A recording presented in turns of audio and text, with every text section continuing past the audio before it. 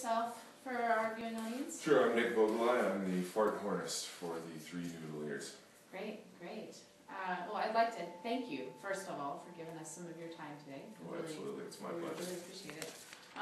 So I'd like to start by asking, how old were you when you developed your passion for the noodle fart? It's fart horn. It's fart actually horn. the name. Oh, I apologize. apologize. It's okay. I apologize. It's a relatively little known instrument, so it's perfectly understandable. Sure. Actually, part of my struggle is to bring the fart horn to more people. But to answer your question, I was 9 years old at my grandparents' farm, and the first iteration of the fart horn was actually a plastic vacuum attachment. And the bass response from that kind of thing is superior, but you really don't have the same flexibility with the instrument that you get with the noodle. I see. I see.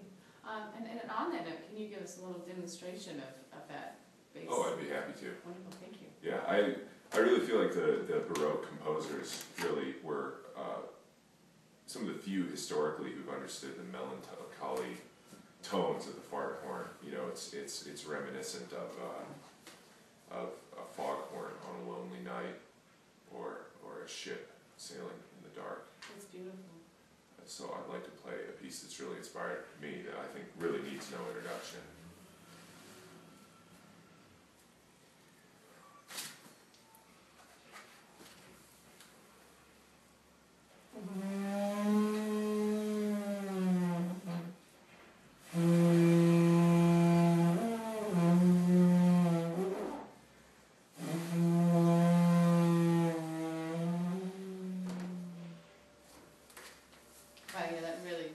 That touched me. Thank you. I'd like to thank you for that. Thank you, absolutely. So can you talk to us about how much of your life you have dedicated to get to where you are today? Well, like I said, I picked it up when I was 9, and I think I spent about 20 minutes at that point. Okay, sure. Yesterday I picked up the foam noodle, and I really felt like I reconnected. Wow. Yeah, it was, there was about a 5-minute stint in the car where I really felt like it happened all over again. You know, it was like I was there so again. You're just a natural. My passion. I guess, you know, some people are born into the fart horn, and some have the fart horn thrust upon them. And I guess that for me, it was it really just it flows in my veins. That's wonderful. That's really great. So you really made a substantial contribution into your field. How do you plan to continue that? Oh well, I think. Like I said, I love the current direction of the Noodleers. I think that bringing an accessible vision of the fun noodle as a musical medium to the masses is an excellent project. I think it'll get a lot of kids started in that direction. But my real passion is really bringing the emotion and the feel. Like I said, the recreations of the Baroque composers is really what my passion is with this instrument, and I think that a more serious take, a little more historical take on noodle-based music would really be a substantial contribution to music and to art. That's great. That's great. And maybe talk a little more about. We know that you do a lot of work with the youth. What are you doing to keep the youth involved in this art? Well, you know, my son Gabriel is really, we're in the Noodleers together, and in a way I kind of see him as leading the charge as a role model for youth. I think encouraging him to really stick with it, to practice on his own outside where no one else can hear him is really, I think that's something I'm really bringing to the world. That's wonderful. And I do think that music of any kind is an excellent way to give youth something to really focus on. I think that by being out there and just showing them what's possible with even the simplest of instruments will hopefully move people toward a more positive life.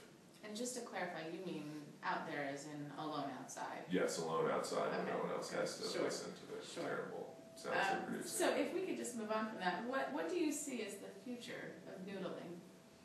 Well, I think the sky's really the limit. I think that the noodle, as a musical instrument, does really face some struggles. I think the limited musical output of the instrument really fuels a lot of the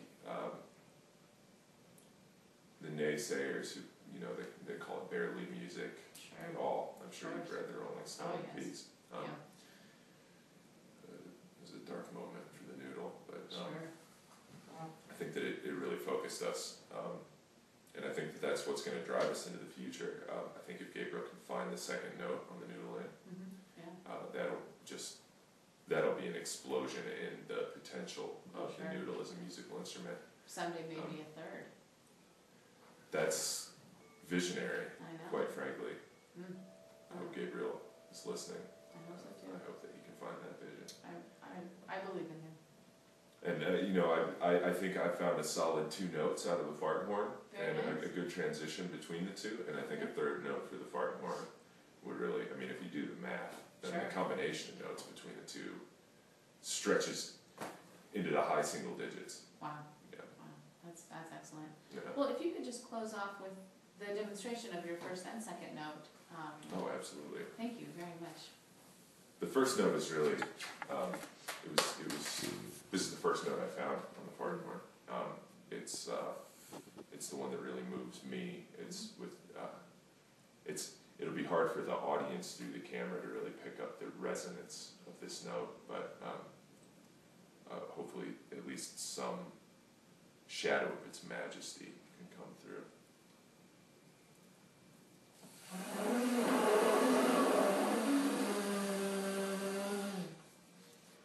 And then of course there's the soaring high note. It makes me think of condors in flight, or you know, a wolf running over a frozen plain. It's nature unrestrained.